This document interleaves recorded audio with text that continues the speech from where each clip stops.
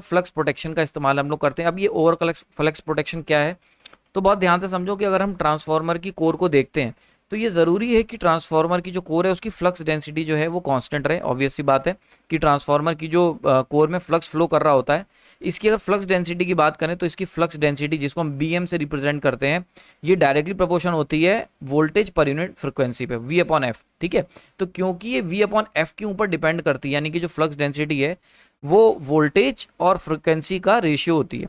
तो अगर हम लोग वोल्टेज को बढ़ा दें, केवल आइदर, ध्यान रखना आइदर वर्ड यूज होता है, आइदर हम लोग वोल्टेज को बढ़ाएं या फिर फ्रिक्वेंसी को कम करें, इन दोनों केसेस में यहाँ पे जो फ्लक्स डेंसिटी है वो बढ़ जाएगी। और अगर कोर की भाई साहब आपकी फ्लक्स डेंसिटी बढ़ गई तो इसकी वजह से क्या होगा, एक तो कोर हीट ज़्यादा होगी, गर्म ज़्यादा पड़ेगी, दूसरी बात कोर डेंसिटी की डायरेक्टली रिलेशन होता है कोर लॉसेस का।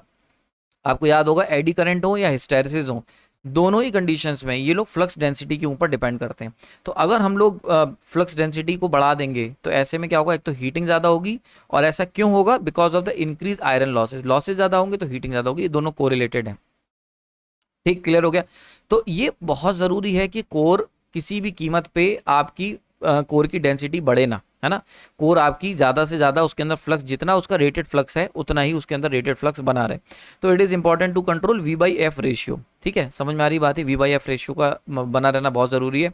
देखो कोर की डेंसिटी, अगर हम लोग कोर में फ्लक्स बढ़ाएंगे, बहुत ध्यान से समझो, कोर के अंदर अगर हम लोग फ्लक्स बढ़ाते हैं तो it can lead to the saturation of core, जो कि बहुत ही घातक सिचुएशन है। अगर कोर आपका एक बार को सैचुरेट हो गया, कोर अगर सैचुरेट हो गया तब तो कहानी खत्म हो जाएगी, तब तुम्हारा ट्रांसफार्मर जो एक्शन कर रहा है वो इंडक्शन ही खत्म हो जाएगा, और ऐसे केस में वाइंडिंग शॉर्ट सर्किट हो सकती है, जल सकती हैं, बर्न, ठीक है, ट्रांसफार्मर की जो वाइंडिंग्स है वो जल सकती हैं। तो सैचुरेशन तो बहुत आगे की कहानी हो गई। आई थिंक मुझे जितना याद आ रहा है 1.6 टाइम्स जब रेटेड से हो जाती है हमारी मतलब 60%, तब जब कोर फ्लक्स बढ़ जाएगा, फ्लक्स डेंसिटी बढ़ के 1.6 टाइम्स हो जाएगी, इन डेट केस हमारे जो ट्रांसफार्मर है वो बर्न, उसकी हम कह सकते हैं वो सैचुरेट होता है और वाइंडिंग जो होती है वो बर्न आउट होती है। ये कंडीशन होती है सैचुरेशन की तरफ 1.5 1.6 टाइम्स जब कोर फ्रिक्वेंसी डेंसिटी हो जाती है, फ्लक्स डेंसिटी। तो वो तो बहुत दूर की बात हो गई, यहाँ पर बात हो रही है जस्ट इंक्रीज करने की, मतलब 1.2 टाइम्स ही होने की, है ना। 20%, 1.2 का मतलब 20% राइज अप करने की। तो 20% ही बहुत खतरनाक है, बिकॉज कोर गर्म होने लगती है। तो ये ज़रूरी है कि हम लोग इसको शुरुआत में ही कंट्रोल कर लें, और उसके लिए क्या होता है, उसके लिए बहुत ही सिंपल सा टेक्निक है, हम लोग एक इलेक्ट्रॉनिक सर्किट का इस्तेमाल करते हैं जो हर समय वी बाई एफ का रेशियो मॉनिटर करता रहता है। बहुत ही सिंपल सा है, वोल्टेज एक तरफ नाप लिया, फ्रिक्वेंसी एक तरफ नाप ली, और इनका रेशियो हमने एक इलेक्ट्रॉनिक सर्किट से देख लिया। तो इलेक्ट्रॉनिक सर्किट क्या करता है, इसके अंदर हम लोग ये नापता रहता है, और अगर ये ग्रेटर देन 1 होता है तो ऐसे केस में क्या होता है, एक अलार्मिंग सर्किट को इनिशिएट कर दिया जाता है, बता दिया जाता है कि फ्लक्स डेंसिटी जो है वो बढ़ रही है। समझ में आ रही बात ये, 1 का मतलब हो गया 100%, यानी कि जो भी हमारी रेटेड है, 1.1 का मतलब 10% राइज हो गई, फ्लक्स डेंसिटी 10% बढ़ गई। तो यही सब कह रहा हूं मैं यहाँ पर। तो इलेक्ट्रॉनिक सर्किट हम लोग इसके लिए इस्तेमाल करते हैं, ठीक है। अब देखो ये तो हो गई आइडियल बातें, ये हो गई आइडियल बातें, बट हम लोग जब प्रैक्टिकली बात करते हैं, प्रैक्टिकली कभी भी अगर हम लोग कोई ट्रांसफार्मर प्रैक्टिकली यूज हो रहा है, तो ये बहुत कॉमन है कि 10% ओवर फ्लक्सिंग होना तो बहुत कॉमन है, इसीलिए हम इसको अलाउ कर देते हैं, क्योंकि आइडियली नहीं होनी चाहिए, बट प्रैक्टिकली अगर आप ध्यान देखोगे तो प्रैक्टिकली कभी भी ओवरलोड हो जाता है, कभी भी वोल्टेज देखो वोल्टेज फ्लक्चुएट कर सकता है ना, ऑब्वियस सी बात है। फ्रिक्वेंसी फ्लक्चुएट कर सकती है, फ्रिक्वेंसी मान के चलते हैं हमारी कांस्टेंट भी रही, क्योंकि फ्रिक्वेंसी फ्लक्चुएट करना बहुत ही कम ऐसा होता है, लेकिन वोल्टेज का फ्लक्चुएशन बहुत कॉमन है। तो ऐसे में अगर वोल्टेज तुम्हारा रेटेड को ऊपर चला गया या रेटेड के नीचे हो गया तो ट्रांसफार्मर कोर सैचुरेट हो जाएगी। अगर ट्रांसफार्मर पे आपने ये रिले लगा रखी है, प्रोटेक्शन लगा रखा है, तो हर समय अलार्म बजते रहेंगे, बिकॉज जो रेटेड वोल्टेज है वो कभी भी ऊपर जा सकता है, फेरांटी इफेक्ट है, कभी भी लोड, बहुत बड़ा लोड अगर हटाओगे, या ऐसे केस में क्या होता है, बहुत बड़े चांसेस होते हैं कि जो रिसीविंग एंड का वोल्टेज है वो फ्लक्चुएट कर जाए, ऊपर हो जाए। तो ऐसे में तो यार ट्रांसफार्मर में अगर आपने वी बाई एफ की प्रोटेक्शन लगा रखी है तो वो अलार्म बजते रहेंगे। तो इसीलिए इंजीनियर्स ने क्या कहा, उन्होंने कहा कि एक काम करते हैं हम लोग ना 10% की ओवरफ्लक्सिंग अलाउ कर देते हैं, ठीक है। तो 10% जो है ओवरफ्लक्सिंग उसको हम अलाउ कर देते हैं, क्योंकि उससे कुछ खास डैमेज भी नहीं होता है, और ये जो मोर फ्रिक्वेंसी मतलब लगातार जो अलार्म बजने लगे थे जरा जरा से फ्लक्चुएशंस में, वो बच जाते हैं।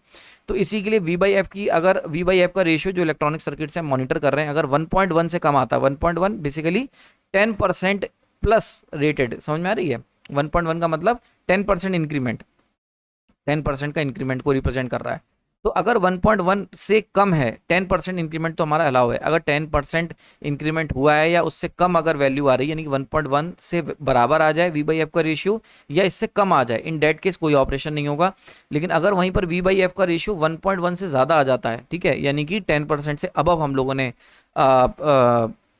हमारा जो वी बाई एफ का रेशियो 10% से ऊपर चला गया, मतलब जो फ्लक्स है, फ्लक्स जो हमारे फ्लक्स डेंसिटी है वो मोर देन 10% इंक्रीज हो गई है, ठीक है, 100% की जगह वो 110% से ज़्यादा इंक्रीज हो गई, 115% हो गई, जो भी है, तो ऐसे केस में रिले तुम्हारी ऑपरेट कर जाएगी। क्लियर हो गया, यहाँ पर समझ में आ गई होगी बात ये, है ना। अच्छा, ओवर फ्लक्स की जो प्रोटेक्शन होती है, इसके लिए एक बड़ा इंपॉर्टेंट नोट है, याद रखना, बहुत इंपॉर्टेंट था ये। इसके लिए हमें हाई स्पीड ट्रिपिंग की ज़रूरत नहीं होती है। क्यों? क्योंकि जो इंस्टेंटेनियस ऑपरेशन होते हैं वो हाईली अनडिजायरेबल होते हैं, क्योंकि बहुत बार मोमेंट्री डिस्टर्बेंसेस के कारण ओवरफ्लक्सिंग होती रहती है। बहुत इंपॉर्टेंट है। यानी कि एक तो हमने 10% को तो हमने एक नॉर्म बना ही दिया कि चलो 10% तक ओवरफ्लक्सिंग हम अलाउ कर देते हैं। उसके अलावा भी क्या होता है, वोल्टेज के फ्लक्चुएशंस बहुत ही नॉर्मल हैं और कभी भी वोल्टेज फ्लक्चुएट कर सकता है। तो इसीलिए क्या होता है, कई बार वोल्टेज फ्लक्चुएशन की वजह से मोर देन 10% भी आपकी फ्लक्स डेंसिटी जो होती है वो राइज कर जाती है। अब ऐसे में क्या होगा, अगर फ्लक्स डेंसिटी मोर देन 10% हो गई, मतलब 1.1 से ज़्यादा हो गई, तो ऐसे केस में वी बाई एफ का रेशियो जो है तुम्हारा, यहाँ से अलार्म बज गया, अलार्म बज गया और ट्रिप सिग्नल जनरेट हो गया। अब ट्रिप सिग्नल जनरेट होकर गया रिले के अंदर। अब यहाँ पर जो हम लोग रिले यूज़ कर रहे हैं वो थोड़ी सी कह सकते हो डिले फंक्शनिंग वाली रिले का इस्तेमाल करते हैं। क्यों? क्योंकि रिले क्या करती है, रिले कहती है कि थोड़ी देर देख लेते हैं भाई साहब कि हो गया है, कि कहीं फ्लक्चुएशन तो नहीं है। तो इसीलिए क्योंकि मोमेंटरी डिस्टर्बेंस बहुत कॉमन है, तो बहुत चांसेस हैं कि फ्लक्चुएशन आया और चला गया। तो अगर हम रिले इंस्टेंटेनियसली रिले ऑपरेट करेंगे तो 1.1 सेटिंग करने के बाद भी, मतलब 10% अलाउ करने के बाद भी बहुत ही फ्रिक्वेंट ट्रिपिंग होने लग जाएगी। तो इसीलिए ये बात मैंने लिखी है नोट करके कि ओवरफ्लक्स प्रोटेक्शन के अंदर हमें हाई स्पीड या जैसे इंस्टेंटेनियसली ऑपरेट करने वाली रिले की जरूरत नहीं होती। लिमिट क्या है इसमें, तो क्या हम ऑपरेट ही नहीं करें? तो लिमिट है भैया। लिमिट क्या दी गई है? तो भैया जो भी आप ट्रांसफॉर्मर यूज कर रहे हैं इस केस में, उसको आइसोलेट करना जरूरी है 1 से 2 मिनट के अंदर। तो यानी कि अगर आपसे कहा जाए इनडायरेक्टली कि कितनी देर में रिले ऑपरेट होने वाली चाहिए, तो भैया 1 से 2 मिनट तक हम टाइम ले सकते हैं एट मोस्ट इफ ओवरफ्लक्सिंग परसिस्ट। मतलब अगर ये जो 10% से ज़्यादा का इंक्रीमेंट है कोर फ्लक्स का, वो एक से ज़्यादा 1 से 2 मिनट तक रहता है, तो इन डेट केस हमारी रिले जो है वो ऑपरेट करेगी। तो रिले जो होगी, अगर 1.1 से ज़्यादा हो भी गया है